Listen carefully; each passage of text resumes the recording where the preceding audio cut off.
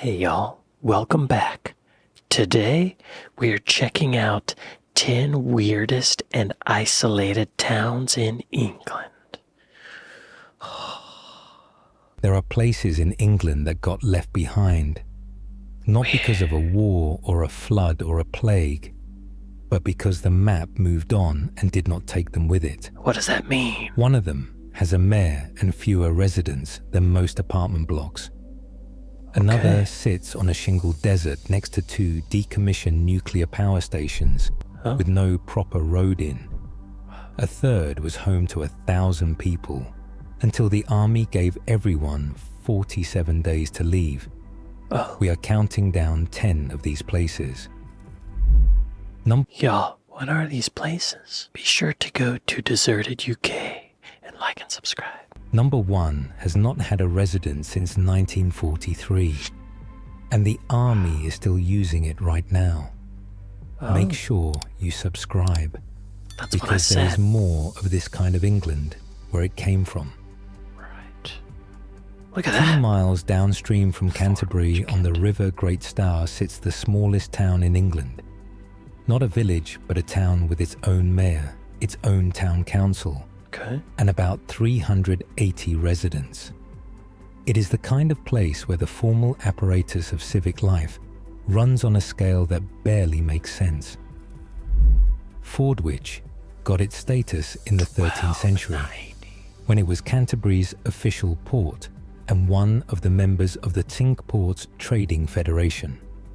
Ships came up the river loaded with con stone, the same stone that built Canterbury Cathedral, and unloaded it at Fordwich's quay.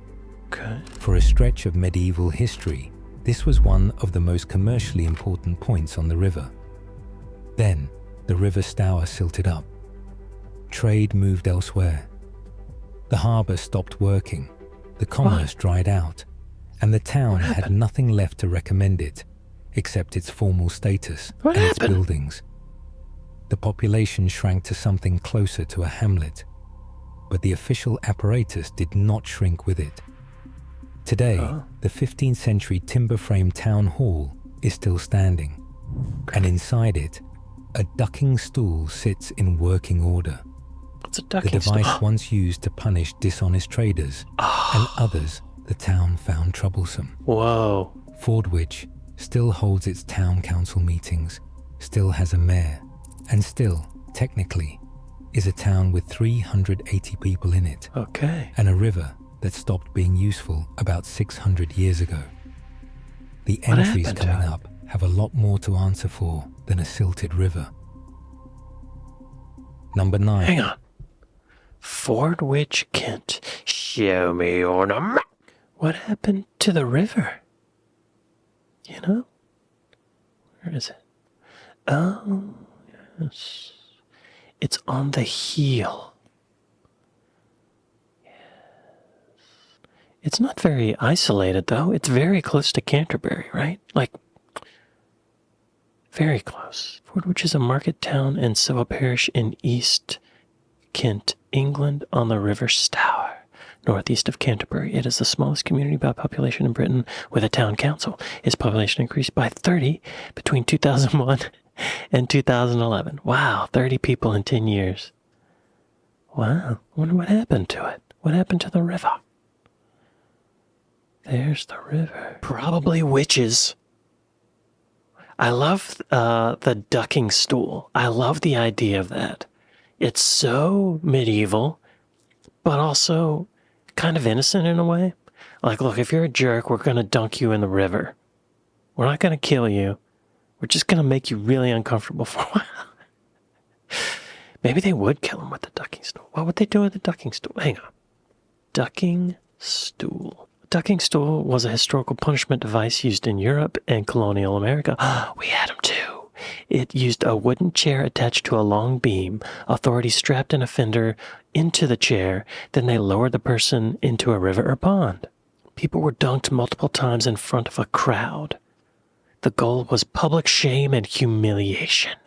The process sometimes caused drowning or severe physical shock. Okay, so, all right. Maybe it was little aggressive. Okay, Flash, Staffordshire. Flash, Staffordshire. The village of Flash sits at 1,518 feet above sea level in the Staffordshire moorlands, Okay. on the edge of the Peak District.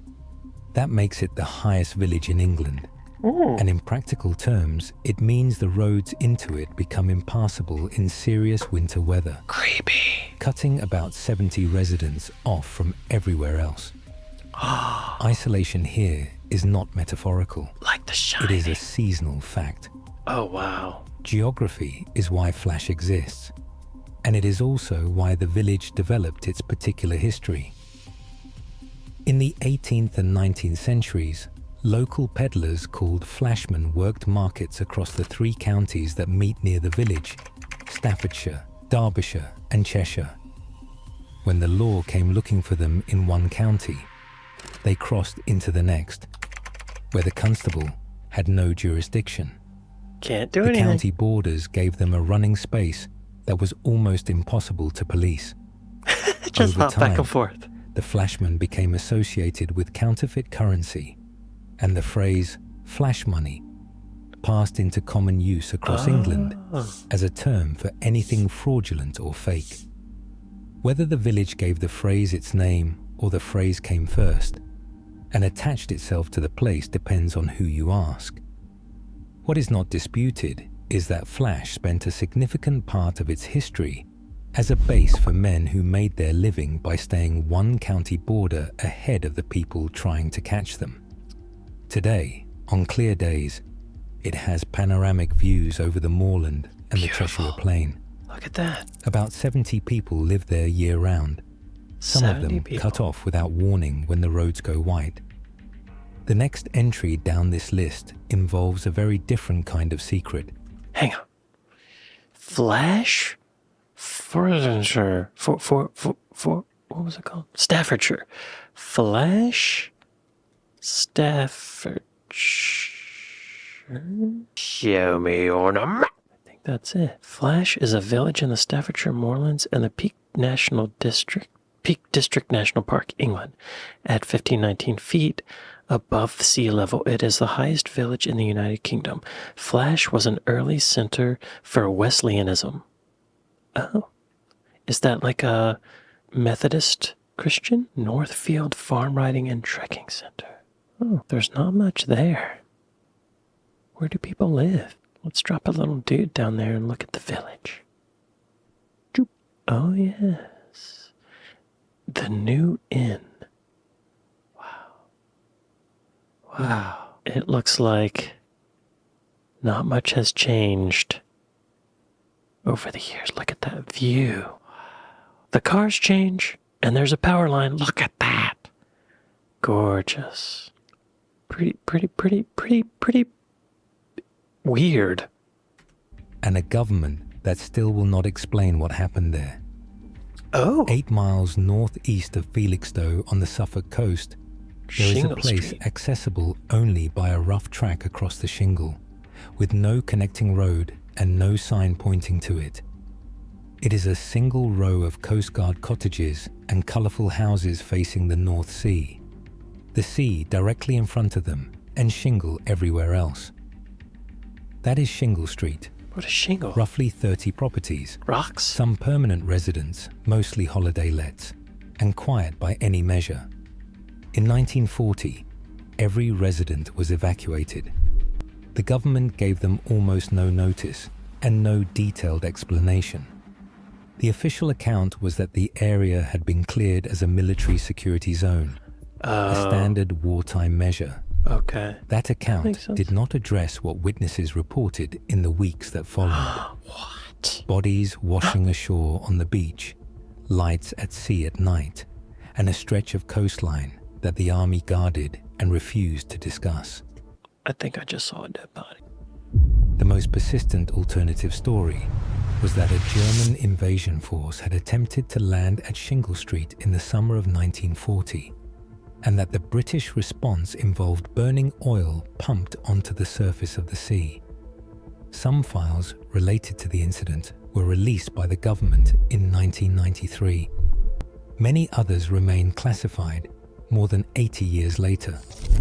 In 2025, a documentary called Fire Over Shingle Street screened at cinemas across Suffolk, built from decades of independent research into what actually happened.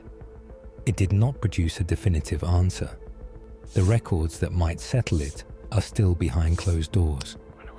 The pattern of governments taking over communities and refusing to fully explain themselves will come up again before this list is done. Interesting. Number 7. Okay, hang on. That's creepy. The fact that they're not telling people is suspicious, right? Shingle Street. Show me on a map. There it is. Yeah. Oh, it's way down there. When he said North Sea, I expected, of course, something further north, but I mean, that is on the North Sea. It is very close to London, so I could see, yeah, why it would be something the Nazis would try to attack. Anti-tank blocks. Oh, Shingle Street. Shingle Street is a coastal settlement on the North Sea coast of England, county of Suffolk. It is 8 miles northeast of Felixstowe and 12 miles east of Ipswich at the mouth of the River Orr and opposite the tip of Orfordness. What? Let's do a search. Shingle Street Meisterei. The robots say the Shingle Street mystery refers to persistent wartime rumors that a secret failed German amphibious invasion was repelled off the coast of Shingle Street in May 1940, resulting in the sea catching fire and hundreds of burned German bodies washing ashore. Why can't they just confirm that? Like, what's so secret about that, right? The cruelty of burning those people, but it was a war thing, so like, I mean, all's fair in love and war, right? Origins of the rumor, the evacuation, the burning sea. Oh, official wartime records reject the invasion story. Local folklore, oral histories from families of coast guards and soldiers, and alternative military accounts suggest a botched night training exercise. That's a reason to keep it secret. An accidental detonation of underwater fuel drums or a classified skirmish that went wrong, with the truth allegedly suppressed for wartime morale. That makes sense. Probably one of those things. Let's move on. Boulby, North Yorkshire. Boulby, North Yorkshire. That's what I said. On the northeast coast, between Saltburn and Staithes, the cliffs of the North York Moors drop about 200 meters straight into the sea. Scary. Boulby village sits at the top of these cliffs, a small hamlet inside the North York Moors National Park, Okay. with a handful of houses and a view of the coastline stretching for miles.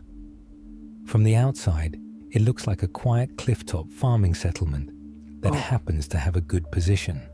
It looks like it's going to fall into the ocean to me. A quiet clifftop farming settlement It's beautiful, that but happens to have a good position. scary.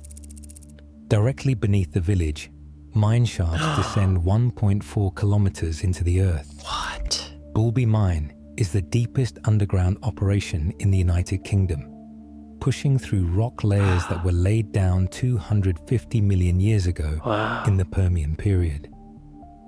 The mine produces potash and rock salt, and Boulby supplies approximately half of England's road dicing salt, Okay. meaning that when the gritters go out across the motorway network in winter, a significant portion of what they are spreading was extracted from under a clifftop village in North Yorkshire. Okay. At the very deepest level of the mine, below the salt and the potash, scientists have installed the Boulby Underground Laboratory, a dark matter detection facility chosen specifically because 1.4 kilometers of solid rock above the instruments provides natural shielding from the cosmic radiation that would otherwise interfere with the readings. Interesting. So in Boulby, you have fishing lines and clifftop views at the surface, ancient Permian rock and salt a kilometer down, and physicists working on some of the most fundamental questions in physics below that. Wow. The landscape tells you nothing about what is underneath it. Wow, that's The same could be said for the next entry. Hang on. That's wild. I mean, you never know. You might think you're out in the wilderness, but there's a high-tech lab a mile beneath your feet, or 1.4 kilometers. Boulby. Show me on a map. There it is. Boulby Sound Mirror. Oh, interesting. Oh, Boulby Grange Holiday Cottages. Oh, that's kind of nice. Look at that. Very nice. Where's the lab? Huh, there it is. Boulby Underground Laboratory. We found it. What are you guys doing under there? What are you doing down there? Interesting. What is potash? I had a friend and coworker whose last name was Potash, and we used to make fun of him because it's like potash, but we didn't make fun of him, but it was like whatever. But I never knew what it was. Soluble potassium, which is one of the 3 main plant nutrients along with nitrogen and phosphorus.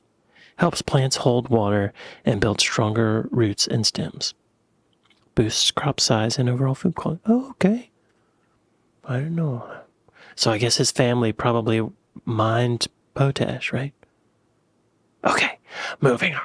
Except there, what is underneath is not rock. It is history that England built on top of and tried to move past. Roman ruins. Or About druids. 9 miles of shingle stretches out from the Kent coast into the English Channel, Dungeness. flat and grey, and almost completely treeless. Dungeness is classified as England's only desert, Oh, I've where heard of the this. annual rainfall drops below 400 millimeters. I've heard There is of no this surface place. water, and the shingle substrate makes it almost impossible for vegetation to take hold.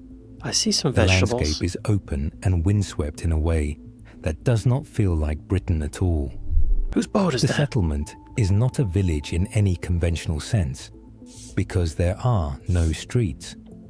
Houses, shacks, converted railway carriages, and fishermen's huts are scattered across the shingle I see some roads. without any clear plan, connected to each other by tracks worn into the stones. About 200 or 300 people live there, That's more than I thought. and the only link to the outside world beyond a rough approach road is the Romney, Hythe, and Dungeness Railway. What? A Hang narrow on. ga- What? Y'all, this train is either really tiny or it's driven by a giant. What am I looking at? What is that? That must be AI, right? Is the Romney, Hythe, and Dungeness Railway, Or a toy train. a narrow gauge miniature train that Oh, runs along the coast. It's a miniature train. 2 decommissioned nuclear power stations frame one end of the headland.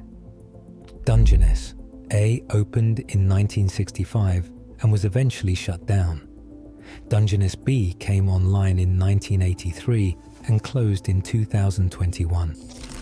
Both are Okay. now being slowly decommissioned, a process expected to take decades, during which the reactor buildings will remain standing on the shingle beside the fishing boats and the artists' studios. Whose boats are those? The filmmaker Derek Jarman spent the last years of his life at Dungeness and built a famous garden there.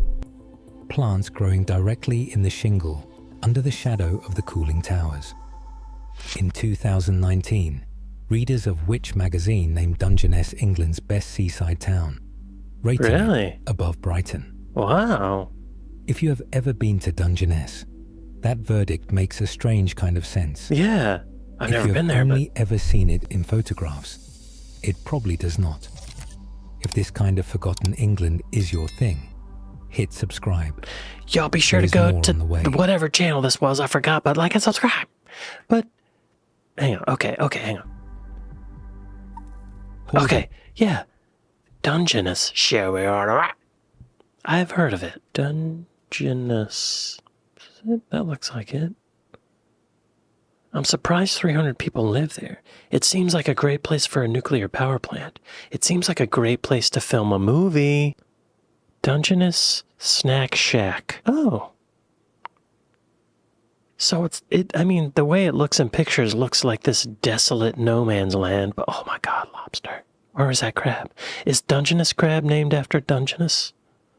I have a feeling it might be because I'm seeing a lot of crab.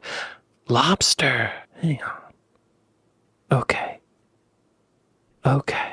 Damn, I'm hungry. Let's move on. I'm getting hungry. I can't look at all that.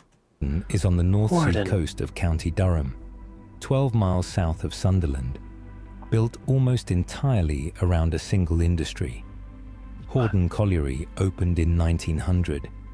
Within 50 years, the village had a population of 15,000 and That's a a lot. mine that was setting records across Europe. Colliery, what On is May that? the 9th, 1930, the colliery extracted 6,758 tons of coal in a single day, a Colliery. European record that stood for years. The colliery closed in 1986. What happened after that followed the same pattern as dozens of pit villages across the north of England, but Horden followed it harder than most. The economic foundation of the entire community disappeared, and nothing replaced it. Streets that used to be functional, occupied, and maintained started to come apart.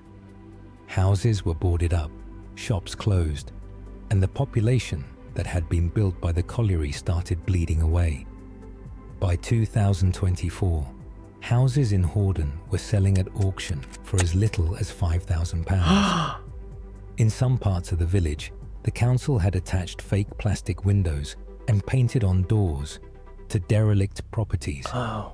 a way of making the streetscape look occupied from a distance, Oh, wow. so that the rows of empty buildings did not read quite so clearly as abandonment. It's not a bad idea. The council's solution to the optics of a failing town was to make its buildings look like theatre sets. In the green space at the centre of the village, there is a 9-foot sculpture of a miner called Mara. His chest has been cut open, and his heart is missing. The artist meant it as a tribute. It works as an accurate description of what happened to the town.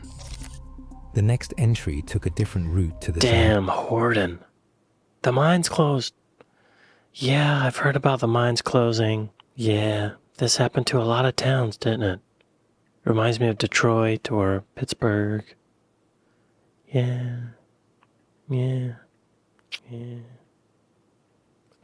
Yeah. That doesn't look great. It's on the ocean, though. That's kind of nice. $5,000 for a house? Not too shabby. Okay, let's move on. It's depressing. destination, just faster. Between Beesons and Start Point on the South Devon coast, if you walk the cliff path at the right angle, you can look down and see the ruins of a village.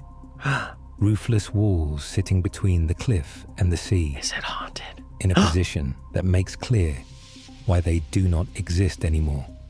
They fell into the ocean. Hallsands was a fishing village founded in the 1500s. A community of crabbers and lobster fishermen who built their lives on a shingle beach that had protected the coast there for centuries. In 1897, the Board of Trade granted a license to Sir John Jackson Limited to dredge 650,000 tons of shingle from the offshore seabed. The material was needed as aggregate for expanding the Royal Naval Dockyard at Devonport, Plymouth. The dredging was licensed, the company moved in, and the shingle came up. Within a year, the beach level dropped by 4 feet. The protective barrier that had kept the village safe for centuries was gone. Dang. Residents began complaining to the government in 1903. More than a decade of petitions, formal complaints, and repeated warnings that the dredging had left their homes exposed. The warnings were noted, and the dredging company was not required to stop or compensate anyone. Dang. On the 28th of January 1917, a violent storm hit the unprotected coastline. 37 houses collapsed into the sea in a single night. All 128 residents fled onto the cliffs in their nightclothes in the middle of a January storm. Nobody died in the storm itself. The dredging company faced no legal consequences, and the government offered no meaningful compensation. Today, the ruins are a site of special scientific interest. It's a viewing platform. That is one way history works. Protected, now that there is nothing left to protect. The village of Dunwich sits on the... Hallsands. That's more tragic than a mining town closing, isn't it? Oh, yeah. Okay, yeah. Wow. There it is. There it was. Oh, you can see how it looks like the land used to come out a little farther, doesn't it? I mean, it's a beautiful coastline. Look at that. Very nice beach. Oh, yeah. Oh, that must have been a beautiful place to live. Oh, man. That's sad. At least no one died. Right. Okay. Number 3. Dunwich. Suffolk coast, 14 miles south of Lowestoft. It has a beach, a pub, a small museum, and about 70 residents. It looks like a minor seaside village that happened to end up in a slightly isolated spot, the sort of place that gets visited occasionally and not thought about much. In the Domesday Book of 1086, Dunwich was recorded as larger than Ipswich. It was the capital of the Kingdom of the East Angles, one of England's most important ports, with a population around 3,000 at its medieval height. I think that was big back then, right? It had 8 churches, 2 monasteries, a mint, and a harbour that handled significant commercial traffic along the North Sea routes. The city that those numbers describe has almost nothing to do with the village that is there today. In January 1286, 2 catastrophic storms hit the Suffolk coast. Large sections of Dunwich were swept into the North Sea. A second major storm in 1328 blocked the harbour entrance, ending the commercial basis of the port entirely. The decline continued for centuries after that, with each storm and each winter tide taking more of the coastline. By 1677, 7 of the 8 medieval churches had fallen into the sea. Wow. The last one, All Saints, finally collapsed in 1919, and a gravestone from its churchyard balanced on the cliff edge for years after that, before it too dropped. In 2013, acoustic imaging mapped what is on the seabed offshore from Dunwich, streets, a market square, and the foundations of the churches. The ruins of the largest medieval underwater site in Europe are sitting under 10 meters of water, a few hundred meters from the beach where people walk their dogs. People who have spent time on the water near Dunwich report hearing what sounds like bells during storms, and the claim is that the submerged churches are still ringing. It's haunted. Whether that is acoustics or folklore probably depends on how close you are listening. The next 2 entries on this list... Man, that's a creepy one, isn't it? Dunwich. Oh, yes. Oh, it's on the butt. Wonder if you can see, like, the ruins in the ocean. No, not really. Not from Google Maps, anyway. Look at these photos. Wow. Wow. It looks like a Led Zeppelin album cover. It just fell into the ocean. It's hard to imagine. Like, how does that happen so quick? I mean, I know it happened over, what was it, like 80 years? 1,200 something to 1,300 something, but man, that's amazing. My country wasn't even discovered yet. My continent wasn't even discovered by Western civilization at that time. Right. Have a different kind of ghost story. One where the people who left are still alive and still asking when they can come home. Deep inside the military firing ranges of the Isle of Purbeck, In a valley hidden between the chalk hills of Dorset, Tyneham. there is a village called Tyneham. Tyneham. It appears in the Domesday Book, with 23 households recorded in 1086. By the early 20th century, it had a post office, a school, a rectory, farms, and about 225 residents spread across the valley, a self-contained community Beautiful. in a remote part of England. Look at that. In December 1943, That's a creepy church. all 225 residents were given 1 month to leave. The army needed the area for military training ahead of the D-Day landings in Normandy. Residents were told the arrangement was temporary, that they would return after the war was won. Oh no. When the last family left, someone pinned a note to the door of St. Mary's Church. The note read, "Please treat the church and houses with care. We have given up our homes where many of us lived for generations to help win the war to keep men free.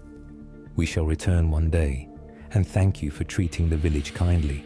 Oh no. Victory came in 1945, Right. and the residents did not return. The government kept the land and the village inside the military ranges, and the official assurances turned out to be worth exactly what such assurances usually are. Dang. Former residents petitioned, campaigned, and demanded their homes back for years. Wow. None of it worked. Today, Tyneham is open on most weekends and during school holidays when the artillery ranges are not active. The Church of St. Mary's is still standing, still holding occasional services for descendants of the families who left. The note on the door has been preserved and is Wow. on display inside. The roofless cottages stand along the valley floor, overgrown and silent, and the schoolhouse is now a museum. The whole place feels like the afternoon the last car drove out and the gate closed behind it.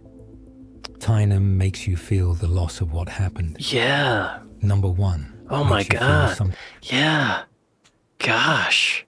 For that to happen, show me over.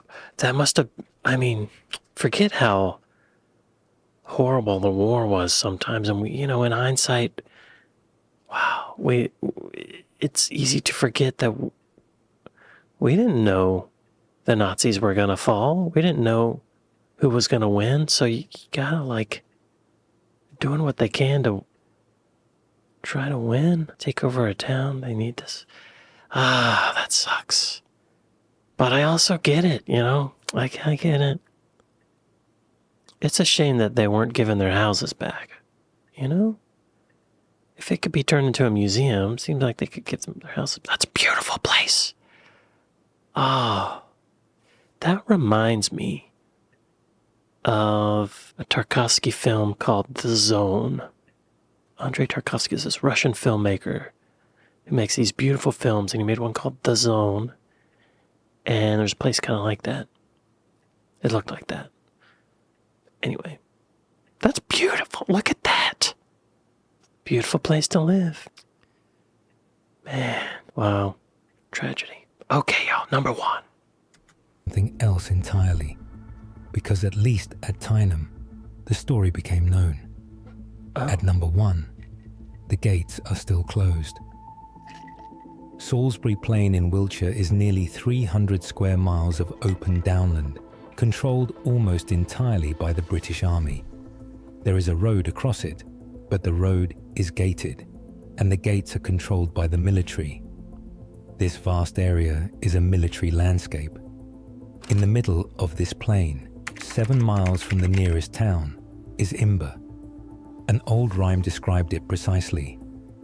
Little Imber on the down, 7 miles from any town. The village name is Imber.